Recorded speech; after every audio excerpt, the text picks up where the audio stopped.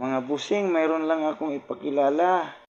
Ito ay Green Bay Foliar Fertilizer. Pang-spray ito sa malapit ng namumungang palay. Ito ay pangpalusog ng bunga. Kung mag-spray kayo nito umaga at hapon dahil nakabuka yung leaves nila, yung dahon nila. Kung mag-apply kayo nito, 3 takip sa Green Bay at saka 16 liters na tubig, ihalo mo yon at i-spray doon sa palayan.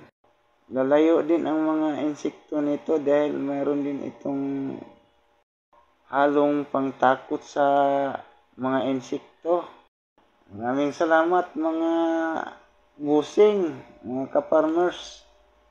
Salamat sa inyong panonood.